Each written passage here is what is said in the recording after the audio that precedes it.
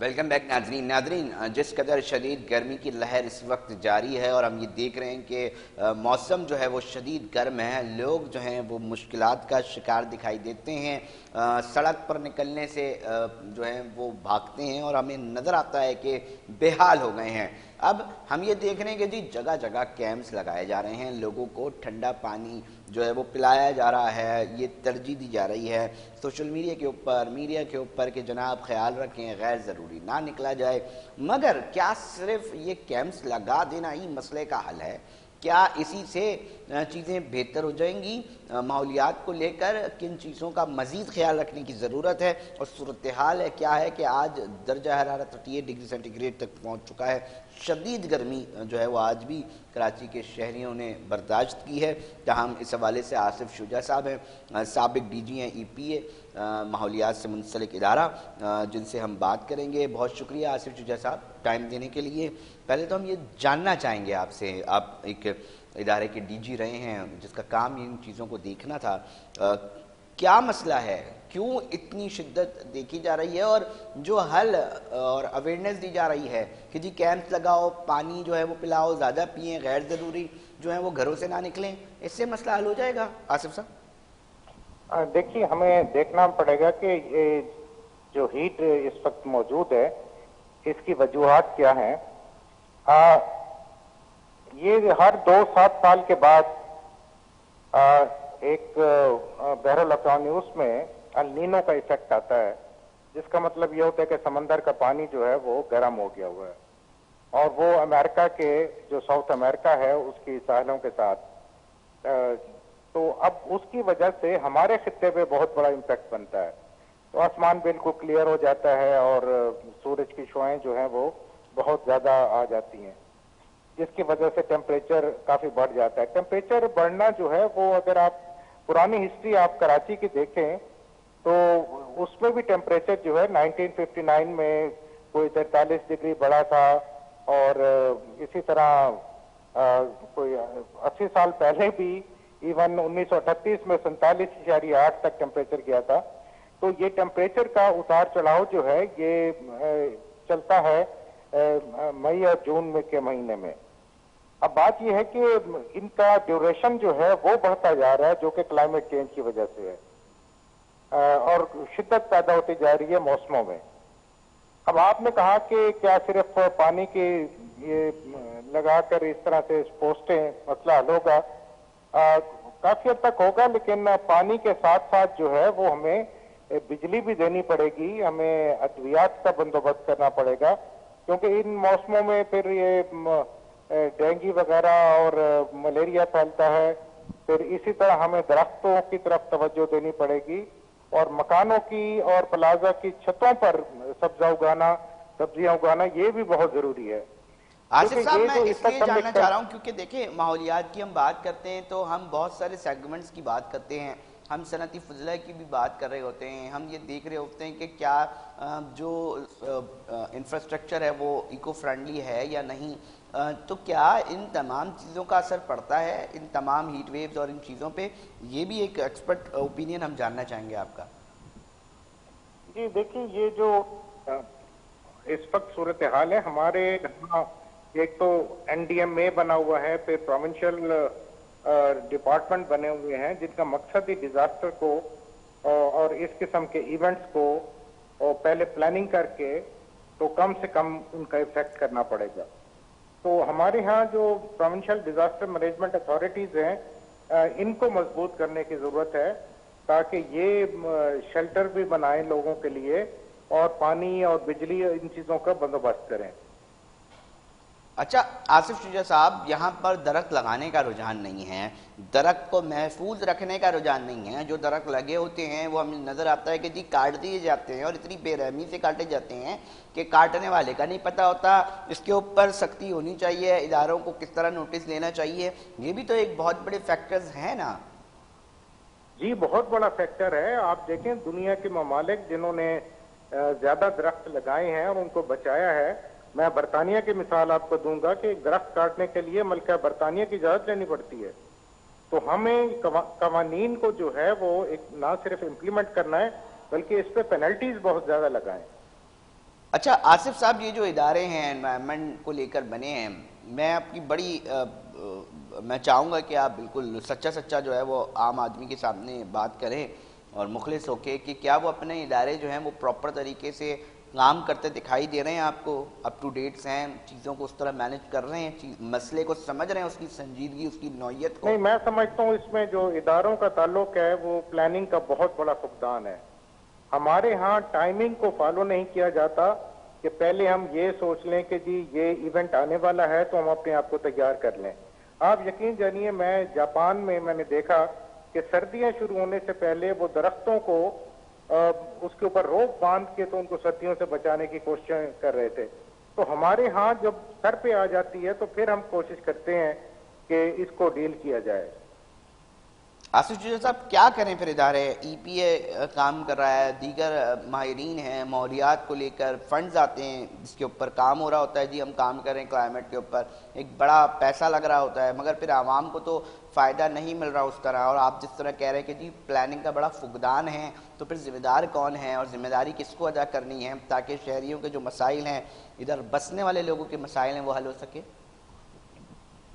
اس میں سمجھتا ہوں کہ منسٹر صاحب اور سیکرٹری صاحبان کا بہت بڑا دخل ہوتا ہے دفتروں کے اندر. اب میرا بھی کوئی 30 سال کا ایکسپیرینس ہے.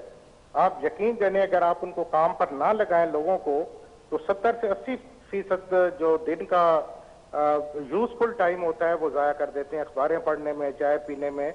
تو ہمیں چاہیے کہ ہمارے جو افسران ہیں وہ ان سے کام لیں، ان کو ڈائریکشن دیں. اور آپ سمجھتے ہیں کہ وہ ڈائریکشنز نہیں مل رہی ہیں؟ آپ سمجھتے ہیں کہ بڑے بڑے اس طرح کے جس طرح کے جو مسائل ہیں کلائمیٹ کو لے کر، اس کے اوپر جو ہے وہ پہلے سے حکمت عملی بنانی چاہیے، مگر وہ نہیں بناتے ادارے، جس کی وجہ سے عوام کو فیس کرنا پڑتا ہے؟ یہ آپ کی ایکسپرٹ اوپینین ہے. جی آپ دیکھیے، بعض ایسے ڈپارٹمنٹ ہیں جہاں پہ منسٹر بھی اور سیکرٹری بہت زیادہ ایکٹیو ہیں اور انہوں نے پروگریس دکھائی ہے بعض چیزوں میں. تو ہمیں چاہیے ماحولیات میں بھی اور باقی چیزوں میں بھی ہمیں ایکٹیولی کام کرنا چاہیے. میں گواہ ہوں اس چیز کا کہ جب آصف علی زرداری صاحب صدر پاکستان ہمارے چیئرپرسن تھے تو انہوں نے بہت زیادہ کام کیا تھا ماحولیات کے معاملے میں اور کارپوریٹ سیکٹر کو کہا تھا کہ آپ درخت لگائیں. مگر کارپوریٹ سیکٹر اور اس طرح کے آرگنائزیشنز اور بہت بڑے لیول پہ کلائمیٹ کے اوپر فنڈز لیتے ہیں، مگر آپ سمجھتے ہیں کہ اس کے اوپر کام اس طرح ہو رہا ہے؟ نہیں سر، ابھی تو نہیں ہو رہا. یہ کارپوریٹ ریسپانسبلٹی بنانا چاہیے ایز اے پالیسی اور یہ ان کو مجبور کیا جائے کہ جی آپ اس میں کریں. بعض ایسے ادارے ہیں جو واقعی فارسٹری میں حصہ لے رہے ہیں اور وہ آ رہے ہیں. آپ کے یہاں میرا خیال ہے سب سے بڑی مثال مین گروپس کی ہے. یہاں بہت کام ہوا ہے. پاکستان کے کچھ پرائیویٹ اداروں نے بھی اس میں بڑھ چڑھ کر حصہ لیا ہے. تو اسی طرح شہروں کے اندر جو ہے درخت کا وہ بھی ڈائریکشن دے کر، کراچی تو بھرا پڑا ہے بزنس مین سے اور میرا خیال ہے اگر سنسیئرلی کام کیا جائے تو وہ اس میں کنٹریبیوٹ کرنے کو تیار ہوں گے. اچھا آصف صاحب، ہم یہ بھی جاننا چاہیں گے کیونکہ ایک ڈیبیٹ کا حصہ تو یہ بھی رہتا ہے نا کہ جی کون سا درخت لگائیں، کون سا نہیں لگائیں، کیونکہ ہم یہ دیکھ رہے ہوتے ہیں کہ جی ابھی پتہ چلا کہ جی غیر ملکی کچھ پودے آئے ہیں جو لگانا شروع تھے وہی لگانا شروع کر دیے. آپ کے جو یہاں کے مقامی پودے ہیں وہ کہیں نہ کہیں اس کی جو ہے وہ کیا کہتے ہیں اس کو لگنے سے اس کو پیچھے کیا گیا. وہ نہیں، اب آپ نیم دیکھیں، آپ نیم پہلے ہر جگہ لگائے جاتے تھے، لگے ہوتے تھے. اب کونوکارپس اور بہت سارے ایسے درخت ہیں جس سے لاکھ درجے اچھے نیم کے درخت ہیں. آپ کیا کہیں گے اس کے اوپر؟ جی ہاں، ہماری تو ہسٹری بڑے اچھے درختوں لگائے تھے. پہلے آپ کو یاد ہوگا بوڑ کے درخت ہوا کرتے تھے، نیم کے درخت ہوا کرتے تھے، پیپل کے درخت تھے.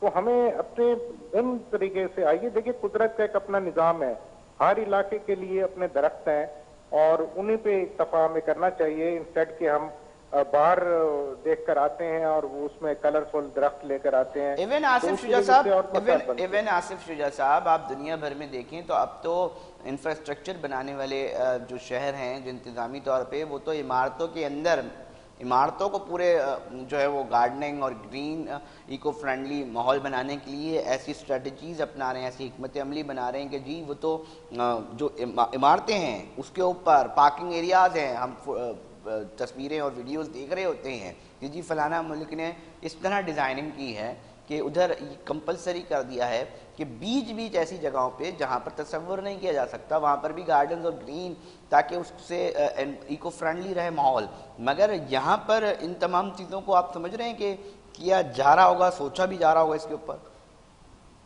سر آپ کے جو بلڈنگ کنٹرول اتھارٹی والے ہیں یہ ایک بڑا وائٹل رول ادا کر سکتے ہیں، یہ اس کو بائی لاز میں اس کا پارٹ بنا دینا چاہیے اور اس میں واٹر ہارویسٹنگ اور یہ چیزیں جو ہیں ان کو لازم قرار دے دیں کہ جی جب بھی بلڈنگ بنے گی تو آپ اس میں چھتوں کے اوپر سبزہ اگائیں گے، آپ اس میں پانی کا رینیویبل انرجی کا استعمال کریں گے، تو یہ چیزیں تو بلڈنگ کنٹرول اتھارٹی اور جو ہمارے آرکیٹیکٹ ہیں ان کو ایک ٹیبل پر لانا پڑے گا تاکہ چیزوں میں امپروومنٹ آئے۔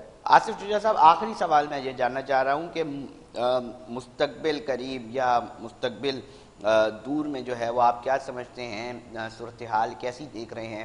بالخصوص کراچی کی معاشی ہب ہے اور کلائمیٹ کو لے کر ان تمام چیزوں کو لے کر آپ 25 سال بعد کیا شکل آپ دیکھ رہے ہیں مستقبل میں؟ سر دیکھیں، پاکستان کی ایک تو آبادی میں بے انتہا اضافہ ہو رہا ہے، اب ہم 24-25 کروڑ عوام ہمارے ملک میں رہتی ہیں اور ان کے لیے ہمیں رہائش بھی چاہیے، اس کے لیے کھانے پینے کا بندوبست سارا کچھ ہوتا ہے۔ ہمیں یہ لوگوں میں اویئرنیس پیدا کرنی پڑے گی کہ بھئی جہاں رہنا ہے آپ نے اپنے ماحول کو بھی ٹھیک کر کے رکھنا ہے، اور یہ کام جو ہے ہمارے ادارے جو ہیں ان کو کرنا چاہیے۔ مثلا بلڈنگ کی آپ اجازت دیتے ہیں تو اس کے ساتھ کچھ کنڈیشنز لگائیں تو تبھی مسئلہ جا کے حل ہوگا، ورنہ تو سچویشن بڑی ایگریویٹ ہو رہی ہے۔